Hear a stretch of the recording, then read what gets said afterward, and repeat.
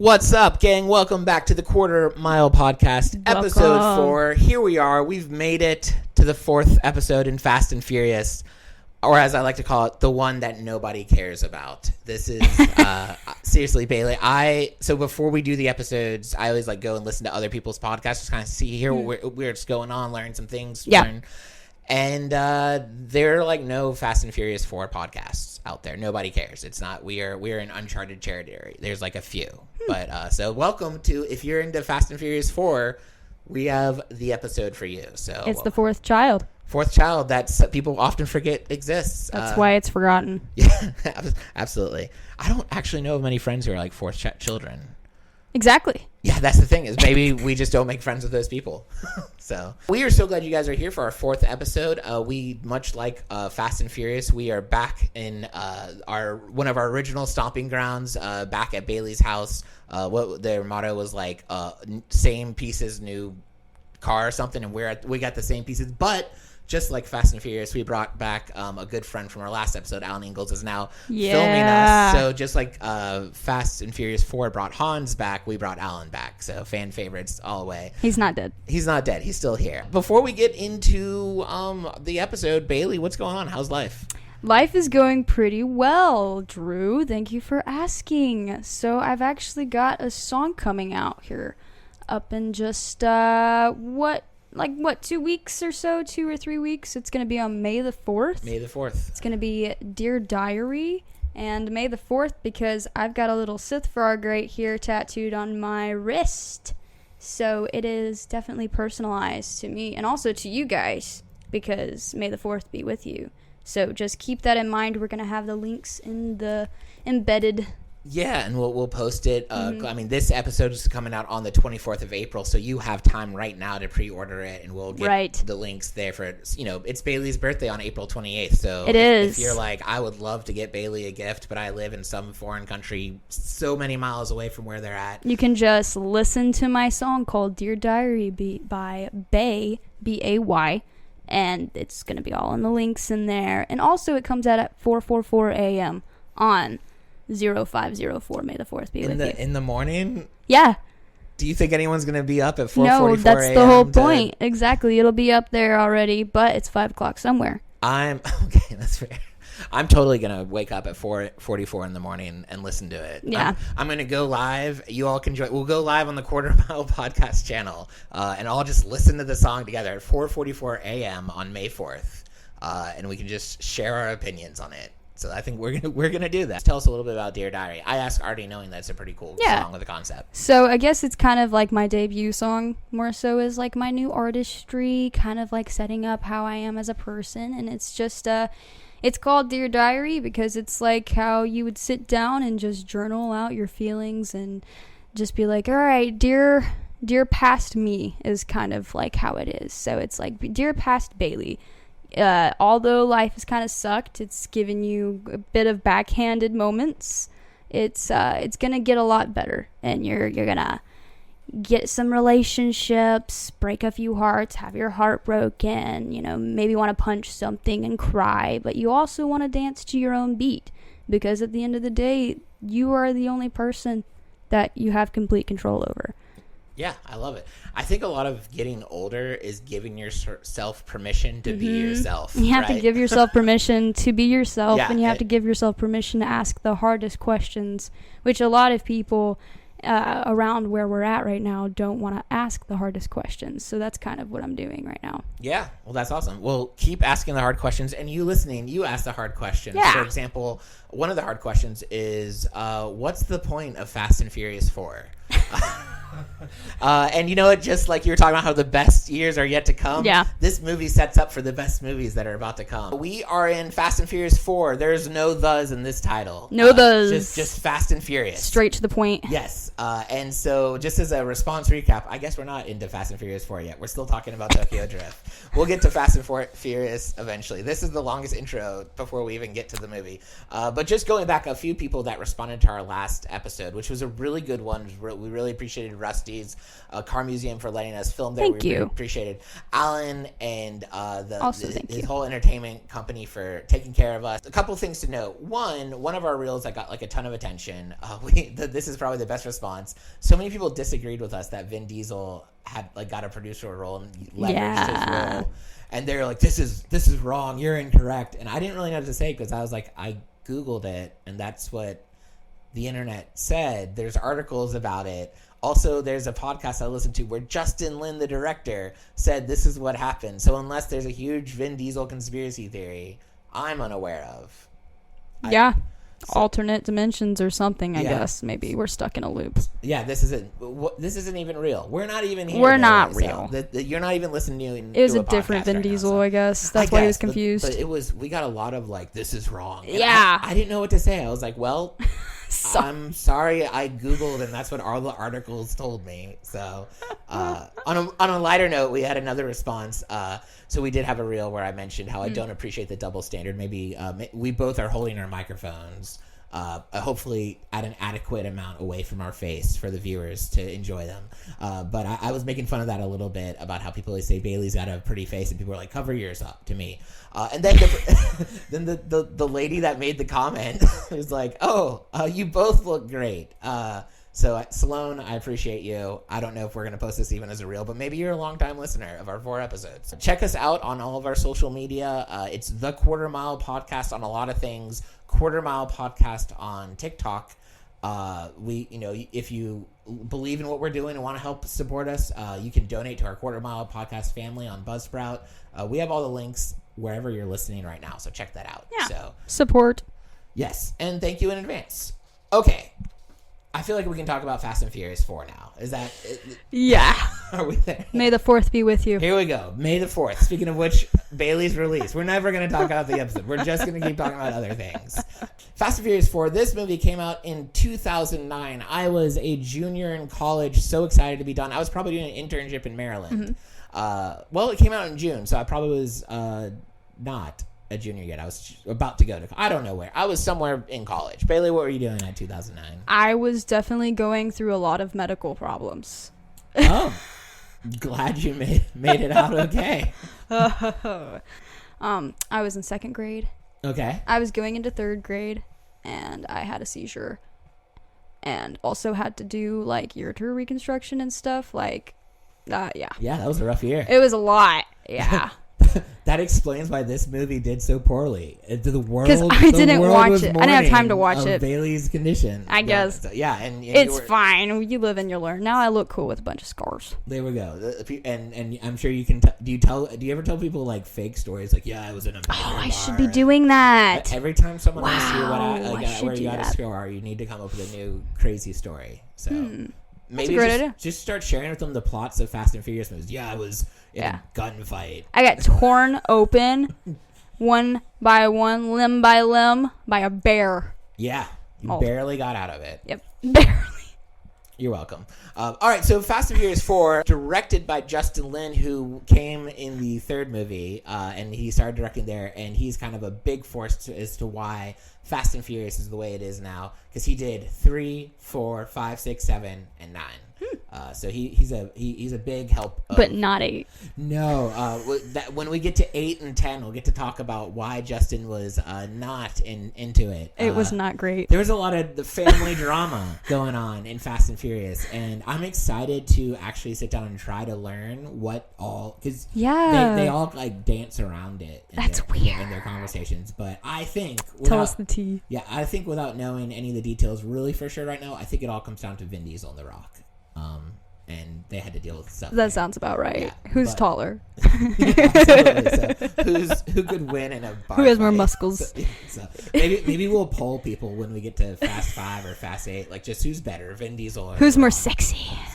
So comment below who's sexier, The Rock or Vin Diesel. We want to hear you give that opinion. They're like our parents' age now at this point. Yeah, at this they're like they're definitely my parents' age at this point. So not my parents, but that's fine. So this movie starred Vin Diesel, Paul Walker, Gal Gadot, and this was her first movie debut. This was pre-Wonder Woman, pre-whatever else she's in. I don't know what else she would be in. Well, Wonder Woman was a Justice League, pre-Justice League. Yeah. But no, I forget about this, but this was her first movie. How cool would that be? I think we talked about this last episode. If your first movie was Fast and Furious. I had forgotten completely that she was even involved in these movies and that I had actually watched her growing up. Yeah. Without even knowing that whenever I watched Wonder Woman. But then again, let's be honest, she's like ×3 more muscle, and like she looks like an Amazon woman. Absolutely, now. So she totally different. There was a lot of working physique. Out between Fast and Furious and Wonder Woman. Yeah, so which I mean, it's been a while. Yeah. So, but it'd be interesting when we watch the later movies if we can see like her muscle, like if she just looks like a. She was definitely. It's like from pretty much my age to like full on woman. Yeah. So I mean, it makes sense. She was tiny and a baby. But she did good in this movie. Yeah, she did really good. Yeah. Trivia question. Yeah. Take it however you will.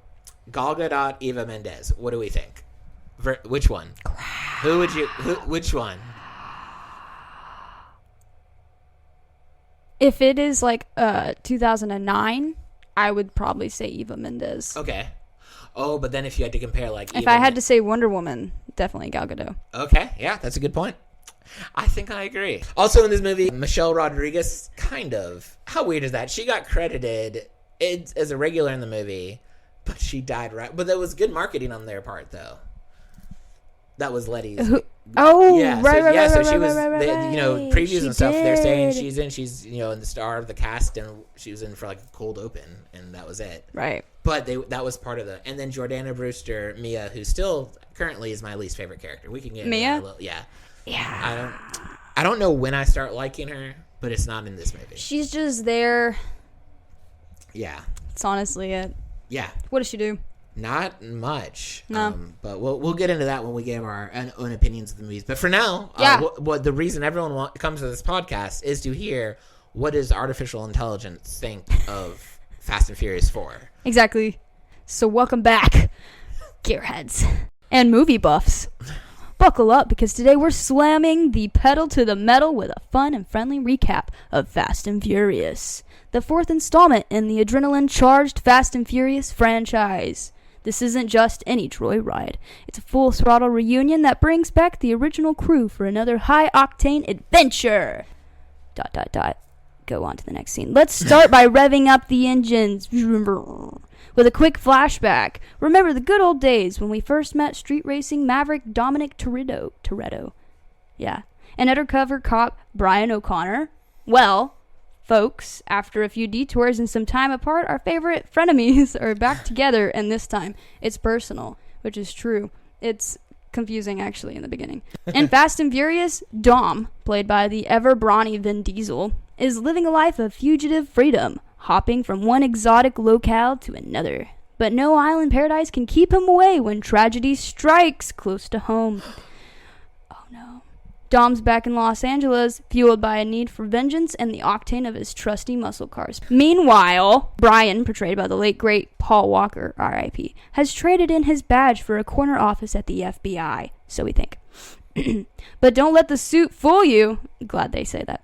He's still got that itch for the street racing scene and a soft spot for high-stake chases. When their paths cross once again, it's not long before the engine roars and tires screech echo through the streets of L.A. Dom and Brian are forced to reignite their complex bromance to take down a common enemy, a notorious drug lord who's using underground street races to run his dirty business. As our heroes put the pedal to the metal, we're treated to a smorgasbord. Oh my gosh. I can't believe I just had to say that and didn't know I was about to say that. Of heart-stopping races, death-defying stunts, and of course a fleet of drool-worthy cars. Actually, I agree, because the muscle cars are so nice. That'll make you wish you had an extra garage. I already wish I had an extra garage. From the dusty deserts of Mexico to the neon-lit streets of LA. Yes, Drew, I don't even have a garage. Okay, this movie shifts... I'm a girl. I have peripheral vision. Okay. This movie shifts through gears faster than you can say, nas. Which, I mean, it's not. But Fast and Furious isn't just about the thrill of the chase. No. It's a story about loyalty, redemption, and the lengths we'll go to for family. Take a moment. Yeah, man. Dom and Brian's friendship is tested to the limits, but through the smoke and the wreckage, legal smoke and wreckage, just kidding, they emerge stronger than ever. So listeners, if you're in a need of high-speed escape, Fast and Furious delivers the cinematic equivalent of a NOS boost to the senses. It's a ride that reminds us of why we fell in love with this franchise in the first place. The cars, the camaraderie, the unmistakable call of the open road. That's it for today, folks. Tune in next time when we'll take Yeah. We'll take the ramp to Fast 5, where the stakes get even higher and the family gets even bigger, as in number quantity. Until then, keep your engines hot and your spirits wild. Keep those wild spirits, everyone. Keep them wild spirits, them American spirits, you little hipsters. Yeah, that is an organic cigarette. I know that from working in retail. That is the healthiest of the cigarettes. That's on Drew Davis comedy, by the way. Plug, plug, plug. Yeah, absolutely. So wow. Yeah. That AI summary says so much and so little at the same time. And Vin Diesel is he's very brawny. They have camaraderie, and apparently, we're treated to a smorgasbord. Yeah, you had it right the first time. Yeah, of heart-stopping races. So, but we weren't really. Like, this is the start of the movies where they stopped doing a lot of races. They did one race in it, right? I mean, yeah, but I will say there were some moments in this movie where I kind of was like, ugh, I'm bored. And then after 2 seconds of me being like, ugh, I'm bored, something happened. And it was like a huge explosion, or somebody die or get like literally demolished by a car. Like, you probably can't even see the grease stains by that body at that point, because it's just like it runs them over. It happens like 5 different times. The one at the end where There's he's holding the guy's Felix's foot, and then that's when Vin Diesel, Dom Toretto comes out, and that might be the most gruesome death in Fast and Furious. We'll have to see. What? Yeah, that was intense. What would we say were some of like the more boring, dull moments? The 2 seconds of nothing. I have a few ideas, but I'd love to hear yours as well. Probably every time Paul Walker and Mia were around each other. Yes. Every time they were around each other. And I hate that so much, because I'm such a sucker for romance, even straight romance or whatever romance. Even straight romance. I'm just kidding. Sorry that we're so disgusting. So gross. Disgusting. No, that was literally a joke, because let's be honest here. There are so many moments in this freaking movie where it's like, oh, okay, trigger warning. I mean, not actually trigger warning, but there's like random women just like making out in the corner over here. But it's like every scene randomly. They just put like random women making out in the corner. I'm like, I don't know if y'all are trying to be more like societally advanced, or like if you're just like women. At this point in Fast and Furious, if I saw a Fast and Furious without random women making out in a spot that no one would just go make out in, but they're like, right, we need to do a camera scene of women making, like, there's probably someone who works for Fast and Furious that, when they look at the final script of a new movie, they're like, not enough women making out. Is this really a Fast and Furious? Because I mean, at the beginning, the first movie that back in 2001, that was like their way of trying to create like a cool looking party from a high school boy's perspective, and I get that. But like at 2009, and then it's literally that's the boring part. It's like every single time they go back to like that very first, this is like the cool boy college party scene, and then I'm like, here we go. And at this point, you're like, these are grown men. They're not frat boys anymore. Like maybe Too Fast, Too Furious, Brian O'Connor, but like FBI like it's officer. Not even romance. It's just like, I'm gonna go hit it and quit it. Yeah. It's super romantic. I mean, it's really not. I mean, come on. Like, Dom and Letty have more of something going on, and then she just dies. Yeah. So, I don't get that straight romance. I get, like, random hit it, quit it, and then party scene. So, I don't know.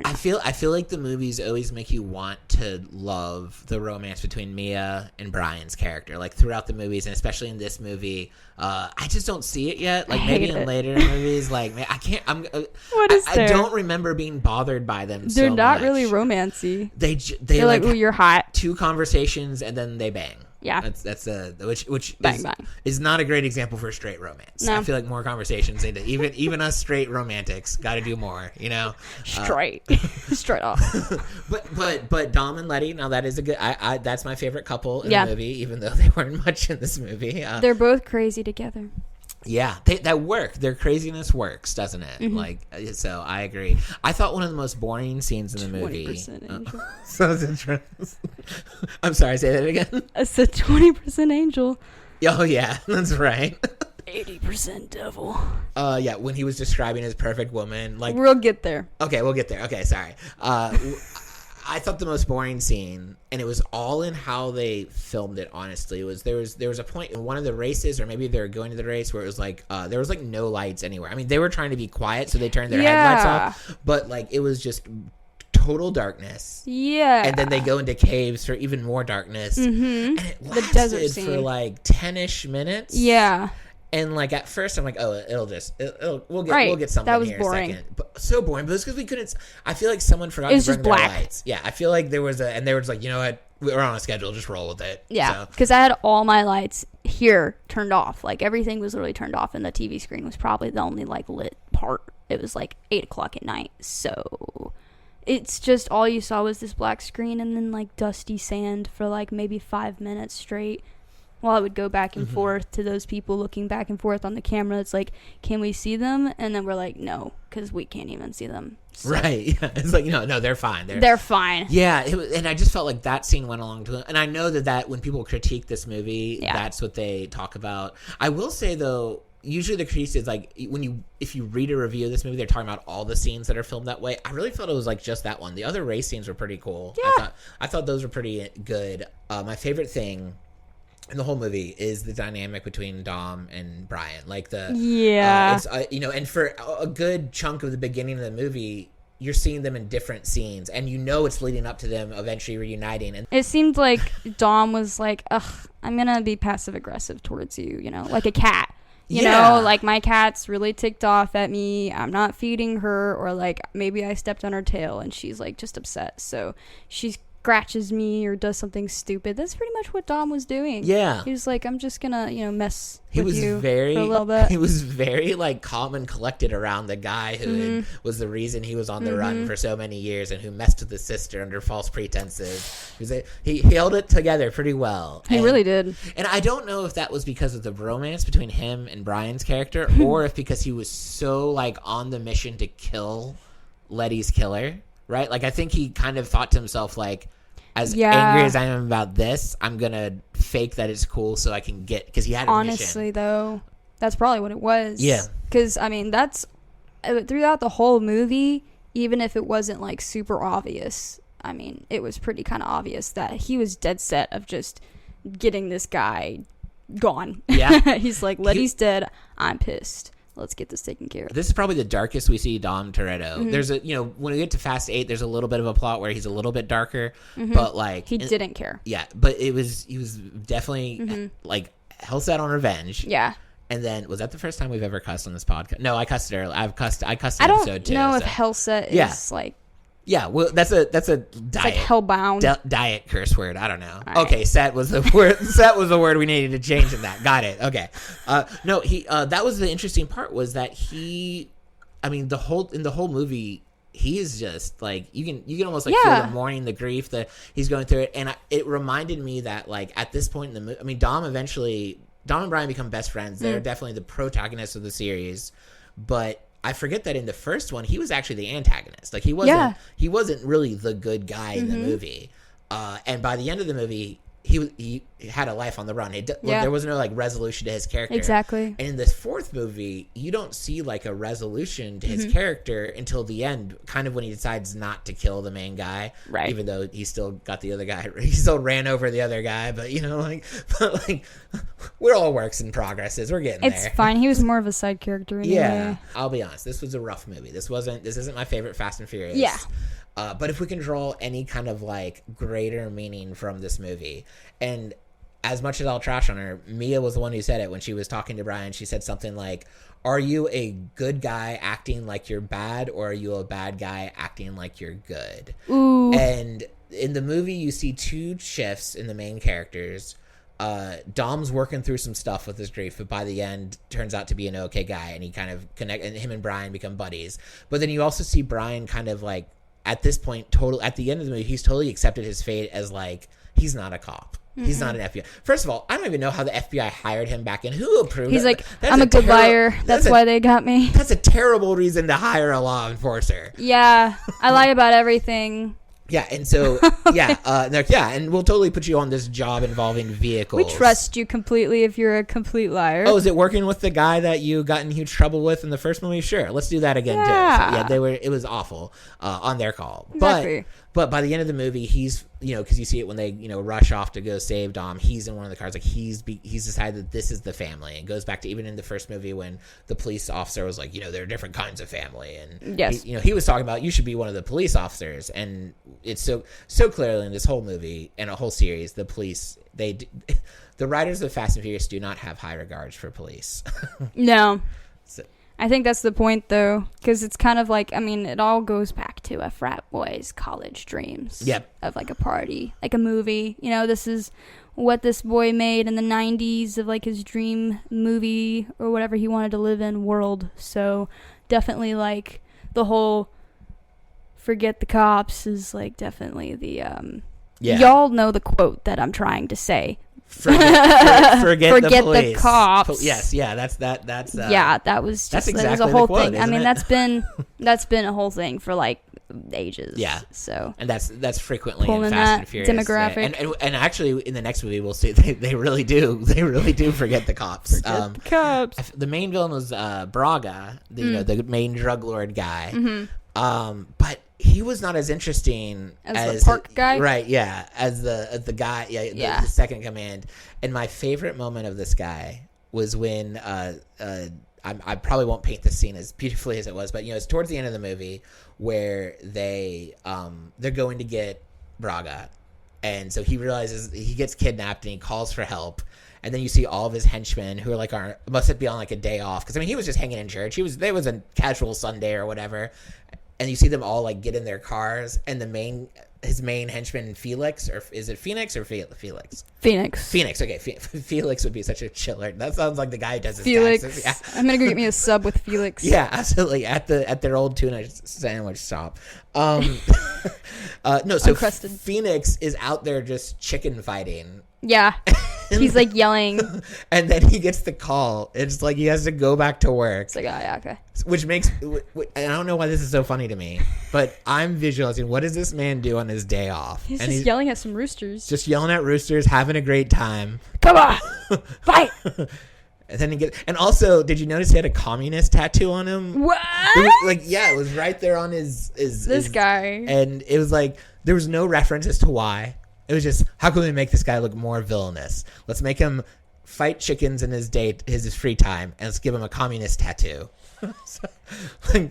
Man. He was just like the stereotype for the villain henchman, and a wild card. I was digging it. I was like, I like hating this guy, and so I want to see a side movie where it's just what's Phoenix do on his day off when it's not interrupted. Just a day in the life of Phoenix. And Furious. Yes, absolutely. Just him for like 2 hours screaming at some chickens. Maybe he loses some money and he has to go find the guy to get it. I don't know. Let's do it. Justin Lin, make this movie happen. I know you're a big watcher of our podcast, you and Vin Diesel, so who you tagged in one of our things. Surprisingly, he didn't. I said we love you. No response. I feel so heartbroken right now. Vin Diesel, I have some beef with you.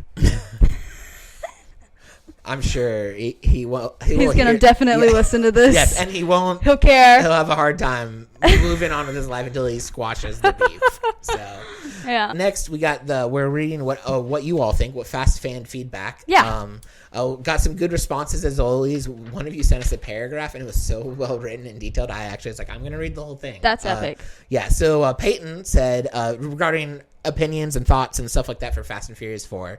He said, I like it a lot, had a good plot, glad Brian was able to return to police work, and glad he got an R34. Also, the movie brought him back, and that deserves so much credit. So That is my favorite part about the movie is I brought back the old cast. Yeah. The original cast. It made more sense that way, at least. It felt like we were like back home. Cohesive. Yep, absolutely. It's like, what's going on? The thing that kind of was cool but also bothered me, and I'd love to hear your thoughts on this. The cold open with that really cool like train robbery scene where it had like Vin Diesel and his whole family, his whole crew. Yeah. Hans Brat had the two Mexican, Spanish guys. I don't know the most, but like the two guys who they actually wrote the main song for this movie and the next movie. Yeah. But I don't much care for their characters. They're in every now and again, and they just argue, and it's kind of annoying to me. But yeah, they're like almost the side characters of the family. Yeah, I don't see them a lot. They're supposed to be fun, but like it just kind of annoys me. But so they're all coming and with Letty, and they're robbing. You know, they steal the thing, and it's a cool moment. Definitely a great way to open the movie. And then it starts off in a completely different direction. It does. It's kind of, I think it might be them leaning towards where the very first movie, because how it was mentioned in the very, like, in the beginning of our podcast where we're like, well, it kind of seems like the first three movies were almost like by themselves, how you mentioned that. Yeah. And I can see that now, especially with rewatching everything, because it seems like that they, you know, kind of just be like, oh, yeah, this is what they're originally doing. Let's redo this, but in a better way. Yeah. And then let's restart the series and then keep going. Right. So maybe that's what it is. I mean, because they were doing pretty much the exact same thing in the beginning of the first movie. Yeah. They had not learned from their... No. But they did learn. Yeah, they got better at it. somebody just died. Yeah, so. It takes, sometimes somebody it takes else just died. Yeah, and then I liked seeing all those people like in his crew. I would have loved to see them more. Yeah. And I think if I was to add anything to the movie, not that they called me and asked in 2009. Right. But had they called me, I would have said when they finally decided to go into Mexico and kill this guy and all that stuff, that would have been, and they couldn't do it with the police help. That would have been a perfect time for Han and the two Mexican guys and Gal Gadot they all come back and they help them like infiltrate the thing. But really this movie was about Brian and Dom as the heroes. Right. So. And that would have been kind of like almost the same premise as like the second movie as well. Absolutely. Yeah. Which is what we said too. We were like, man, it would have been cool to see more of the family in the second movie. So yeah. But they figured that out by the fifth movie. That makes sense. Fifth movie, there's a scene where they bring the whole crew together, and I think if they did that at any of the earlier movies, the fifth one wouldn't be as good. Okay. So I'll allow it. That's why we have so many movies. They've had so many retries. Yeah. What is it? 12th time's the charm? 12 times the charm. Yeah, for every month. Every month. I promise the movies get better than this one, Bailey. Had you seen this one before? I've seen a lot of them. I've seen most of them. But for me to remember them is a different question. You mean you don't watch them all before a new one comes out? Definitely not. What's wrong with you? It's definitely not the best part of life, honestly. But, all right, here's another comment from my friend Zach, and he wrote us a book, but it was such a good random. He basically like summarized. We could have read this as an AI summary. Yeah. He said this was one of the better ones in my opinion. Sorry, Bailey, he completely disagrees with you. That's fine. That sets up many relationships and foundations for the remaining movies. Bringing Brian back to the FBI makes us wonder what exceptions were made for him after Miami. That is a good question. They were like, you did what? Okay, come on. We'll give you a promotion. The ridiculous use of GPS in the audition scene creates a desire to accomplish this in real life. Pokemon Go, anyone? That's true. How Dom doesn't completely destroy Brian when he finds Letty's phone is beyond me, too. Also, can we talk about how he got shot in one of the scenes and just like played, and he was totally cool. I totally forgot about that. He got shot, and it just kind of like randomly. It was like almost a play of the camera where you're like, "Wait, did that just happen? Did I miss the part? Did he just get shot?" And then like after he completely fights off all the bad guys and does all the things, then later they're like, "Oh yeah, he's shot and he gets help." Maybe it's the adrenaline. Maybe it's family. I don't know. It's family. This is the first movie where we see Dom as a superhero. Like he gets into car situations and gets shot and just like, what, a bullet? Yeah. That's all you got? Bulletproof. Anyway, sorry, Zach, I interrupted your paragraph. Love the usage of desert trucks in the final chase scene, and the incredible death of Phoenix keeps it satisfactory for the end of the movie. That was a great scene. But leaving Braga alive creates room for a comeback. He has a brief comeback in one of the movies.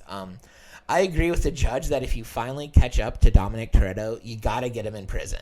But 25 to life without the possibility of parole is a bit harsh. Come on, judge. He did it. He did in less than a week, which you all weren't doing for months. Period. You tell them. That was kind of interesting. That he's like, good job. We couldn't have done this without you. Also, you're going to jail forever. So yeah, I mean, I understand that he was like the lead of a lot of really bad things, but also they just used him as an accessory to get what they wanted. Yeah. So that should also be illegal. And like, what a nice movie ending if they were like, you know what, we can see you've grown as a person and changed, and the past you doesn't define you, and then they play Dear Diary as they're like, you know what, you are free to go and live a better life. I think that. He walks out from the flames. It starts raining. He drops to his knees. Love it. I'm forgiven. And then there's no more movies after that. That's the conclusion of Fast and Furious. Yeah. There we go. That would be. I mean, I like the other movies, but what an ending. Yeah. My friend Erica. So I actually did a rewatch with Erica and Mario, two of my buddies, and there's like a lot of Nashville comedians that are like, hey, let's join the next rewatch. So like, we're starting a new family for Fast and Furious. Join us for a rewatch party at some point if y'all are actually interested in it. Yeah, we would get into it. But Erica said this is the best pivot movie for a franchise, and then she said, "Do you hear that, Twilight?" She was throwing some shade at Twilight. That's right. So, what do you think? What do you think about that, Bailey? Listen. Twilight may not be the best movie or the best series made, but by golly, it sure did get popular for a reason.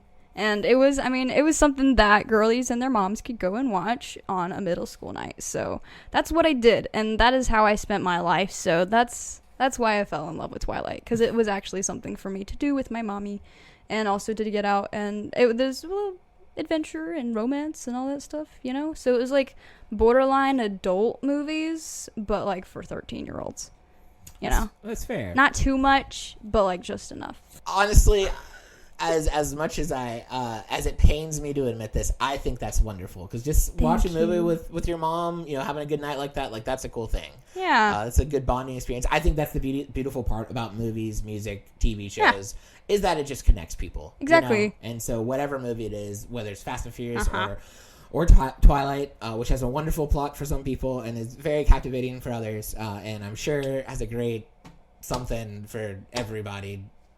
Shout out to Stephanie Meyer. Yeah, absolutely. Anyway, another comment. The last comment we'll read. Jeremy, who's always the first to comment on this, he keeps up with what we're going, and I always appreciate that. He says, love this movie as it brought the series back and set footing to the move forward to what it is now. It's a bridge from old to new. Personally, think it's one of the weakest of the entries. I agree. Yeah. He says, but I appreciate what it sets up. So it didn't really have one of those. It wasn't like a reboot. Yeah. Like, you know, like the like fast car and like flashes of things here and there. It wasn't really like the same vibes. No. I will say that. So like the startup and stuff was not as like, oh, what are we gonna see? But the opening scene at least got me, because I was like, I've seen this before. Is this the right movie? Right, yeah, but the right one.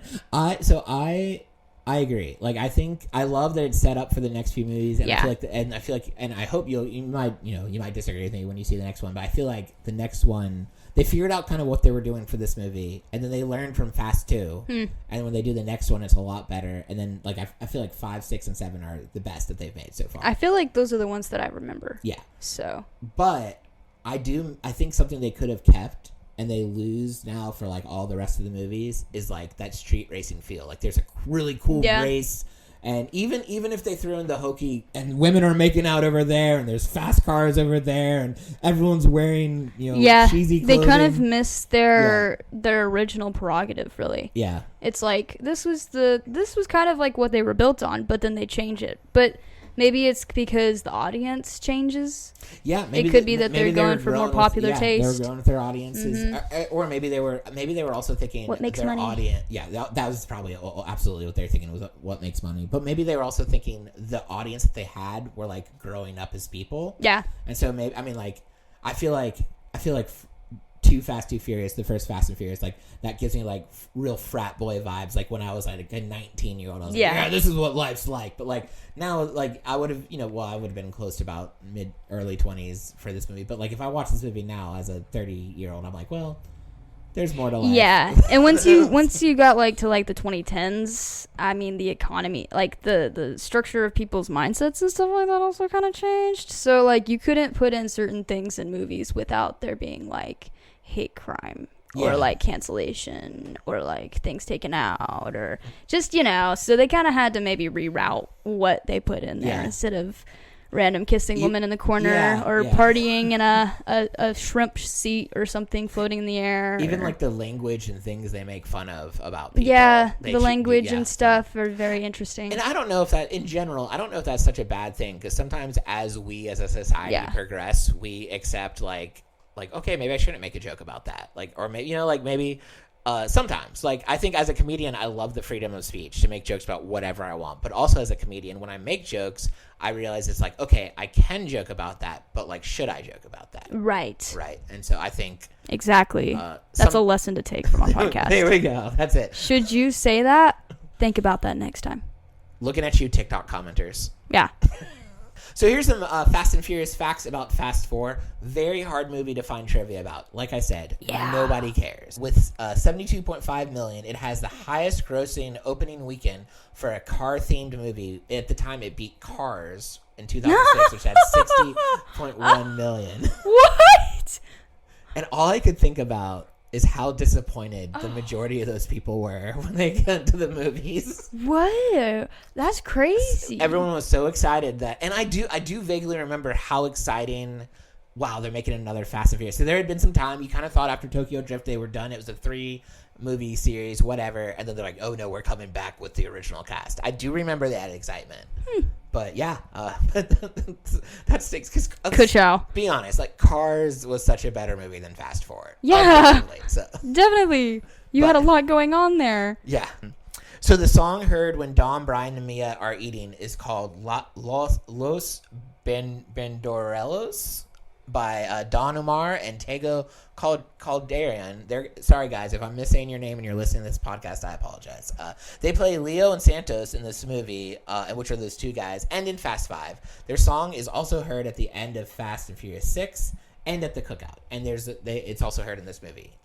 So that's kind of cool on the movie director's part. Is they got a couple artists who did a song for them, but then they were also like, hey, we'll put you in the movie and we'll give you kind of a reoccurring role.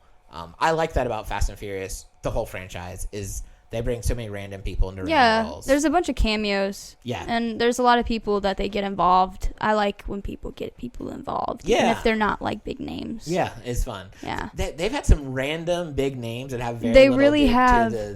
Yeah. I think Cardi B is in one of the movies. Are you? Yeah. Pete Davidson in Fast 10 for. Really? Sorry. I'm sorry. We'll get there.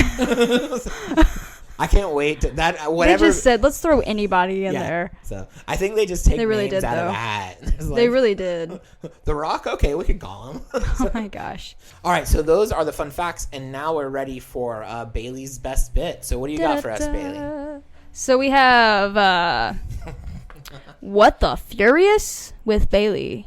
Love it. And we are going to be naming the scenes that were very off the wall. Like, they happen, and then it's almost like you get triggered. And it's like, what did I just see? And then 5 minutes later, you wonder if you actually just saw what you saw. So was that like the dumbest moments? It was the weird. Moments? Well, it wasn't like infuriating. It was like if the movie didn't have these specific scenes, it wouldn't lose any of the storyline. But also, what were these people on? Okay. When they put this in the movie. Love it. So scenes that added nothing. Yeah, pretty much. Okay. I mean, I guess one of them added to it, but anyways. So, yeah, the scene that added to it is the one that we talked about where they were holding the guy's foot and they killed him. Yeah. So there's that first one where they were holding the guy's foot and they killed him. Then you've also got the second one. I'm just going backwards pretty much. Okay. When Vin Diesel started going on this whole, like, tangent of describing Letty in a very endearing and sexual way. And then Gal Gadot's character, I don't even know what her name is, honestly. I got. Oh my goodness. It starts with a J. Giselle. There we go. That explains why I didn't remember it. Okay.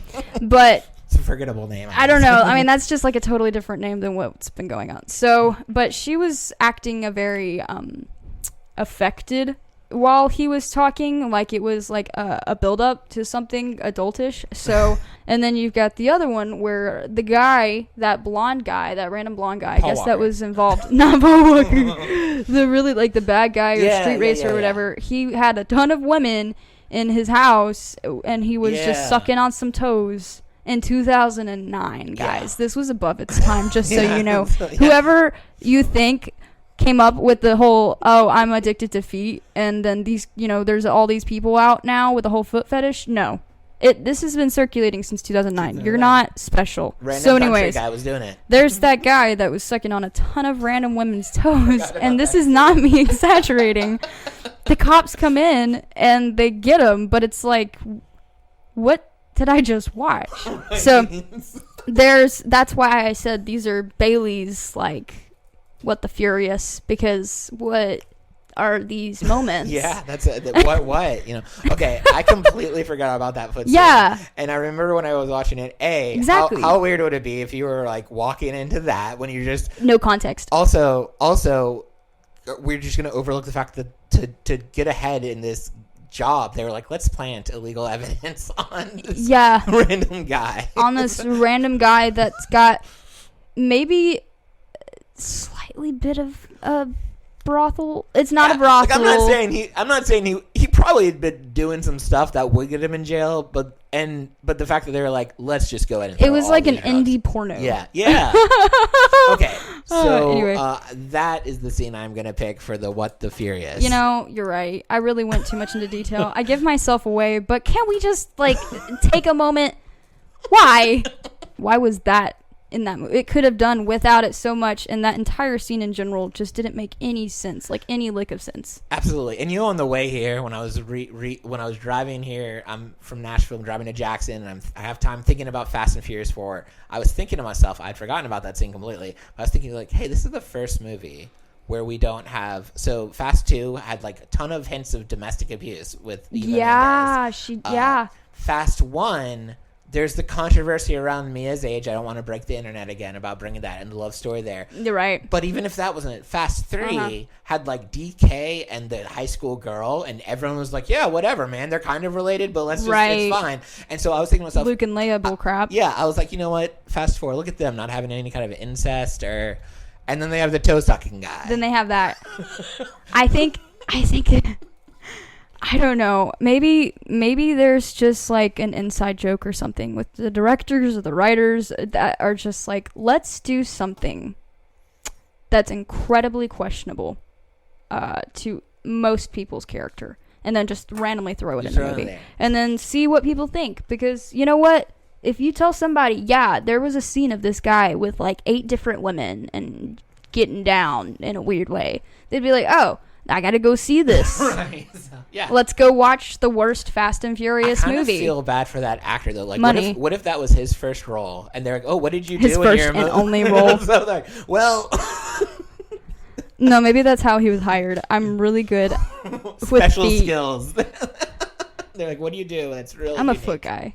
I love it. Well, this is really weird. He was besties with Schneider. Yeah. Okay. I think we've given this foot guy enough credit on our podcast. I feel like we're gonna reignite his career as a creepy dude in movies. Anyway, let's talk about rankings. First, we're gonna talk about villain, and then we'll talk about overall movie rankings. And just a reminder for all of our people listening, all of our people watching, we love hearing your opinions. We are doing an ongoing poll for the get it together, Bailey. I'm sorry. No, we're doing an ongoing poll where we're just giving people the option to rank the movies from best to worst, list of 10. The highest ranking movie gets 10 points. Lowest ranking gets 1 point.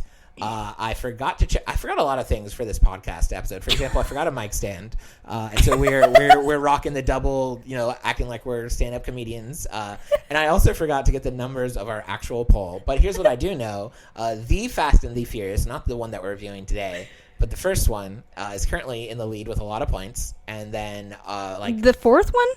No, the first one. Oh my first god! I was about to be like, y'all better change that right now. Shoes on the other foot. When Tokyo Drift was on in the lead, I was like, "Hey, vote!" And you're like, "Let them have their moments." And now that it could have possibly been the fourth one, you were like, "Listen, people, I'm a hypocrite. It's fine." Okay, I am aware. As long as we're claiming it, that's exactly. No, the first one is currently in the lead, followed by the fifth one, which we're reviewing next week, and by next week I mean next month. And then in the last two places are 9 and 10. They're very far down there, so people are not fans. Yeah. So anyway, so how do we feel about the villains of this movie in comparison to the other one? This one got me actually. Okay, I did like the villains a lot better in this one. I will say. Okay. That was probably a massive upgrade, just because I first of all was kind of confused on even who the main villain was in the very beginning. Yeah. Like when he was like, who is it?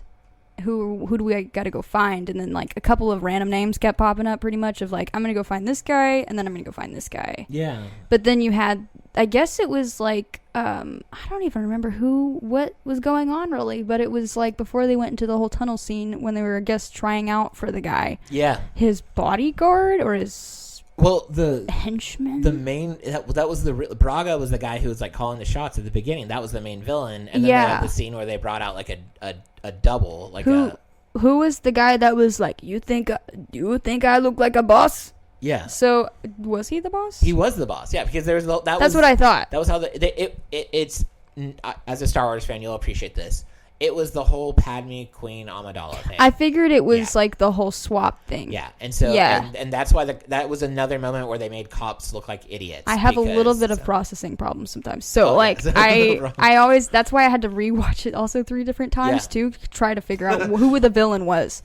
But I think that was a really, really, really good move for cinema, honestly, because it's like, ooh, because honestly, it wasn't even just that guy that was a good bad guy. Like they were all pretty like.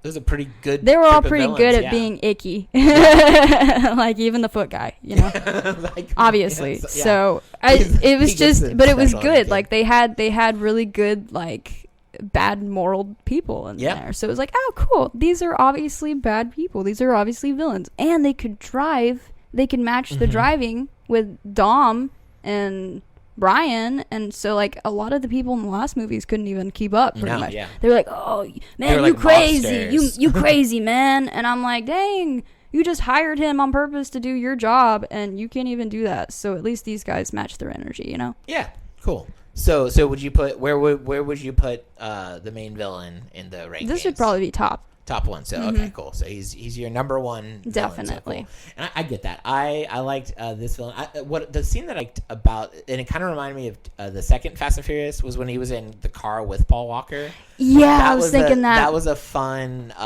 It was like you just got to see more of his personality kind of towards the end of the movie. I would still say it's just as far as villainous bad guy. The Carter from Too Fast Too Furious still to me is like the worst that we've seen. He's okay. He's not going to keep.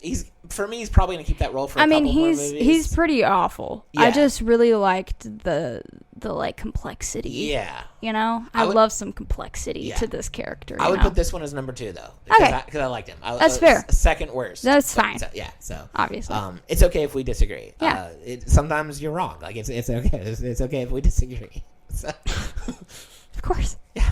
I'm just the right one. Here's my secret goal of this podcast. Bailey is so like nice when you disagree with her, where she was like, "Yeah, it's okay. We can have different opinions, or different people have." I am gonna break that at some point. I'm gonna keep throwing small flack, and we're gonna see what sticks, and eventually she's just gonna lose it on air. And it's gonna be a beautiful and yet terrifying moment. Y'all don't want to see that. So, because anytime I'm like, "Yeah, you're wrong," she's like, "Okay." This is me as a volcano, and he is aware if this volcano erupts, tables will be flipped like Jesus. So, and we have a table here. Just watch it. So, but I'm just kidding. I don't actually lose my cool like that, at least. Not yet. We have Drew's testing me. We have 6 more movies. He's trying to make me. I think I can do Fast and Furious. I think I can do it by 8. I don't even need those last 2. I'm just kidding. The fate of the Furious. That's me. Yeah. It's my fate. Anyway, I love that. Okay, so movie rankings. I would put this one. I feel like in previous watchings, I've liked it less, and I think part of it is I'm watching them once a month, so I'm able to kind of zero in on each movie and enjoy them. This last one I got to watch with some buddies of mine, so that made it for a fun experience. So I actually enjoyed watching this movie more than I usually do. That's fair. So I'm gonna put it as in my number 2 position. So I still think Too Fast, Too Furious I've enjoyed more, but I'm gonna put it right after that because I said this last month, but. The third, to me, if you took that out of the series completely, it would impact very little of the series. So that, to me, kind of holds a lot more weight with the overall series. And the first one, I just don't like the movie itself as much, but it, like, started the whole thing. So I got to kind of respect that. But that makes sense. Whenever I watch it, at this point, I've seen it 11 times. Like It'll get kind of dull. It's not one of those point. movies that you're like, this is worth watching 11 times. I don't even think Vin Diesel has watched it 11 times. Like it's maybe, I don't know. I don't know. When he's on our podcast, being a musician, I've listened to certain songs probably 100 times in like a 3-month span. Yeah. So he's probably I don't know. He's probably more tired of it than anybody. There's that one scene when he's like in the street race talking to all the people and they're cheering him on. And I've always thought, like, if that was me, that would be my best scene in movie history because, like, the whole crowd was just instructed to be like, everything he says, make him sound awesome. Yeah. Like, treat him like a god. He's like, a superhero. That would, and at that, he was like, early 20s or whatever. That would have been. He has a cool name, though. He has a hero name. That's true. Toretto? Yeah. Come on.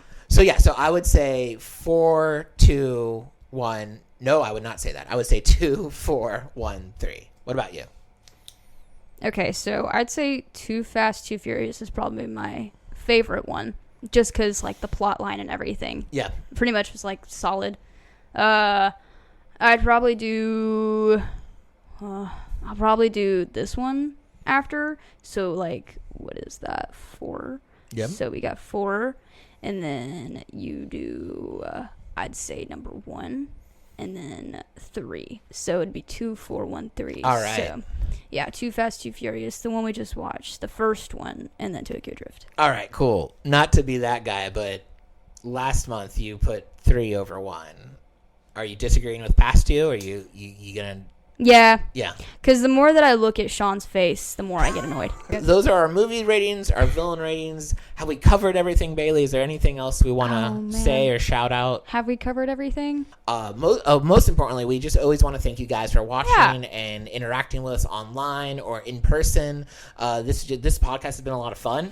It's just been enjoyable. And we still have 6 more movies, and Bailey's gonna love all 6 of them. They're gonna be. This is gonna be the highlight of her life. She's gonna I'm gonna have to. I don't know what's gonna happen to you like after movie 10. Like when we have a month without a Fast and Furious movie. Like that's gonna be tough for you. I need you to start emotionally preparing yourself for that. Okay. So.